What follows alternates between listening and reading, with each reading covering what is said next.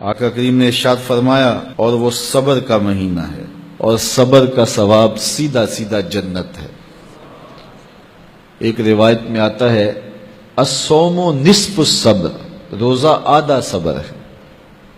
تو روزہ رکھ کر کے یہ دولت حاصل کی جا سکتی ہے۔ وشہر المواسات، اور یہ ایک دوسرے کے ساتھ محبت کرنے کا، باہمی تعاون کرنے کا، الفت و رافت کے ساتھ پیش آنے کا مہینہ ہے۔ وَشَهْرٌ يُزَادُ فِيهِ رِزْقُ الْمُؤْمِنِ، اور یہ ایسا بابرکت مہینہ ہے جس میں مومن کا رزق بڑھ جاتا ہے، مومن کے رزق میں اضافہ ہو جاتا ہے۔ وہ نعمتیں جو عام ایام میں اسے نصیب نہیں ہوتی، اس مہینے میں اسے نصیب ہو جاتی ہیں۔ اس کا رزق بڑھ جاتا ہے، برکت ہو جاتی ہے، اضافہ ہو جاتا ہے۔ جس نے اس مہینے میں کسی روزہ دار کا روزہ افطار کروایا، اللہ اس کے گناہوں کو معاف فرما دے اور اس کی گردن کو جہنم کی آگ سے آزاد کر دے۔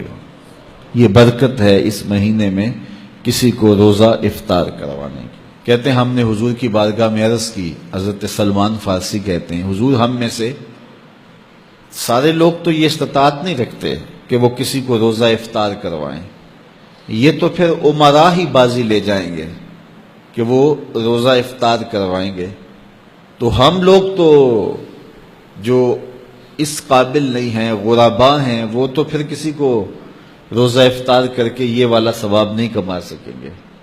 تو جب حضرت سلمان فارسی نے یہ کہا تو رحمت عالم نے کیا جواب دیا، سنیے۔ فرمایا کہ اللہ تعالیٰ یہ ثواب اسے بھی عطا کرے گا جو دودھ کے ایک گھونٹ سے، ایک چھہارے یا کھجور سے، یا پانی کے ایک گلاس سے کسی کو افطار کروائے، اللہ اسے بھی یہ ثواب عطا فرمائے۔ اس نے نلکے سے، کنویں سے، چشمے سے پانی بھر کے دے دیا کہ لو روزہ کھول لو، جاتے جاتے ہاتھ میں کھجور دے دی کہ سائیں میری کھجور سے روزہ کھول لینا۔ اس نے بکری دو رہا تھا تو اس نے ایک گھونٹ دودھ کا اسے پلا دیا۔ تو جس نے روزہ اس طرح بھی افطار کروایا، کسی غریب نے ایسے بھی کسی کا روزہ افطار کروا دیا، میرے حضور فرماتے ہیں اللہ اس کو بھی پورا پورا ثواب عطا فرمائے۔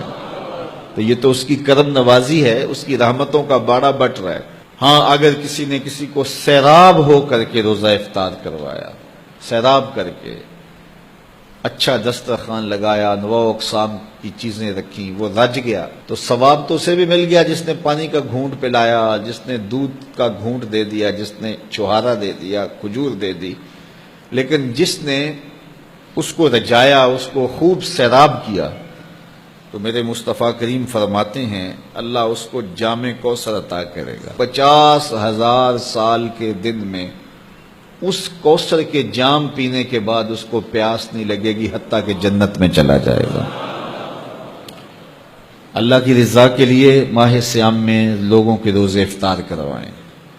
یہ جو نمائشی افطار پارٹیاں ہوتی ہیں ان سے جان چھڑائیں۔ ریا والا عمل اللہ کو کبھی بھی قبول نہیں، یہ بات ذہن میں رکھیں۔ بعض کا ہم محنت کرتے ہیں ضائع ہو جاتی ہے چونکہ ریا شامل ہو جاتی ہے۔ بعض لوگ تو ایسے لوگوں کی افطاری بھی کرواتے ہیں جن کے بارے انہیں یقین ہوتا ہے کہ انہوں نے روزہ نہیں رکھا ہوا، تو ان کو بھی بلا کر کے نمائش کی جاتی ہے کہ ہمارے گھر میں دیکھو کتنے بڑے بڑے منصب دار اور عہدے دار آئے ہیں۔ اللہ کے ساتھ دھوکہ نہ کرو، اللہ کے ساتھ کوئی دھوکہ کر نہیں سکتا، وہ اپنے ساتھ دھوکہ ہے۔ جو اللہ کے لیے کام کرو وہ محض اس کی رضا کے لیے کرو، بس بات ختم۔ جب اس کی رضا کے لیے کرو گے تو اس کا اجر کتنا بڑا ہے۔ اس کی رضا کے لیے ایک گھونٹ پانی پلا دیا، ایک گھونٹ دودھ دے دیا، ایک چھہارا کسی کو دے دیا، اجر کیا ہے؟ پچھلے سارے گناہ معاف۔ کتنا بڑا اجر ہے، اللہ اکبر۔ لیکن قربانی دی، جان دی، رگوں کا خون نچڑ گیا راہ خدا میں، لیکن یہ تھا میری ناموری بھی ہوگی، تو یہ سب کچھ برباد۔ تو جو بھی عمل کرو محض اس کی رضا کے لیے کرو، اپنے عمل کو ناخالص نہ ہونے دینا، اپنے عمل کو خالص رہنے دینا، یہی اللہ کو پسند ہے اور وہ خالص عمل کو ہی قبول کرتا ہے۔